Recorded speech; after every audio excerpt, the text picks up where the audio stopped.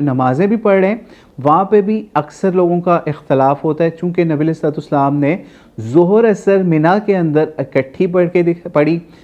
मुख्तलिफ़ रवायतों से या मुख्तलिफ़ चीज़ों से ये पता चलता है, और इसी तरीके से मगरिब इशा भी इकट्ठी पढ़ी। ठीक है, तो इसलिए आप भी कोशिश करें कि अगर आपके खैमे वाले जो हैं वो इकट्ठी जमातें करा रहे हैं, ज़ोहर असर की भी मगरिब इशा की भी, तो बहुत अच्छी बात है। और अगर वो इकट्ठी नहीं करवा रहे तो वहाँ पे कोशिश ये करें कि आप कोई इख्तलाफात या वहाँ पे आपस में वहाँ डिबेट या इस तरह के सीन क्रिएट ना करें कि हमें तो पता है कि नबी इस्लाम ने मगरिब इशा इकट्ठी पढ़ी, ज़ोहर असर इकट्ठी पढ़ी। तो ये आप हर सफ़र के अंदर कर सकते हैं, सिर्फ हज का मामला नहीं है। ठीक है, अलहदा भी पढ़ सकते हैं लेकिन इकट्ठा भी पढ़ सकते हैं। लेकिन चूँकि ज़्यादा रवायात या मुख्तलिफ़ क़राइन से ही पता चलता है कि नबी इस्लाम ने चूँकि ये इकट्ठी पढ़ी उम्मत की आसानी के लिए वहाँ पे हज के सफ़र में, ताकि उनको आसानी हो। और आपको पता है कि हज के सफ़र में जो लोग गए हैं, चाहे जितनी मर्ज़ी फैसिलिटीज़ हों, इस मिना में या अरफात तक या फिर वापस मुज़दलिफ़ा, हर जगह पे आपको पता चलेगा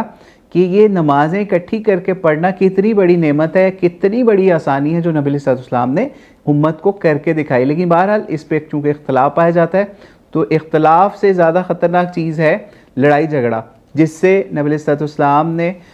हज के सफ़र में अल्लाह ताला ने बल्कि कुरान पाक के अंदर मना फरमाया कि इससे आपने बचना है, ना फुहश बात करनी है ना कोई, और ना ही झगड़ा करना है। तो इसलिए इन छोटी छोटी चीज़ों पे आपने झगड़ना नहीं है। अगर आपको ये लगता है कि ज़्यादा पक्की सुन्नत यही है कि नबी इस्लाम ने ज़ोहर असर की नमाज़ इकट्ठी पढ़ी, मगरिब इशा भी इकट्ठी पढ़ी, और आप अपने खैमे वालों से बेशक अलहदा हो के बाहर जाके पढ़ लें या वहाँ पे इकट्ठी पढ़ लें, और जिस वक्त वो मिसाल है ज़ोहर की नमाज़ आपने इकट्ठी ज़ोहर की पढ़ी है पहले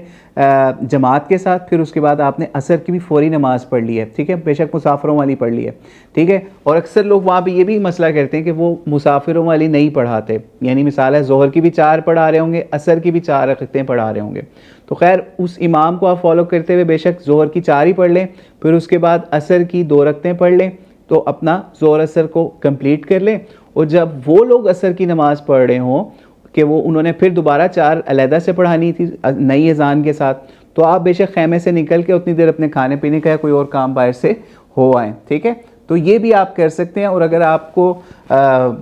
फॉलो करना है उसी इमाम को जो आपके खैमे वाले हैं, या उसी मौलम को जो खैमे वाले हैं, या फिर जो जिनकी ज़ेर इंतज़ाम आप गए हैं, तो फिर बेशक आप ज़ोहर असर अलहदा पढ़ लें। बहरहाल अल्लाह ताला से दुआ है अल्लाह ताला हमें हज और उम्रा की सआदत बार बार नसीब फरमाए, और इसमें हम भी आपके लिए दुआ करते हैं, आप हमारे लिए भी दुआ करें, और इंशाल्लाह अगली क्लास में पूरी कोशिश की जाएगी।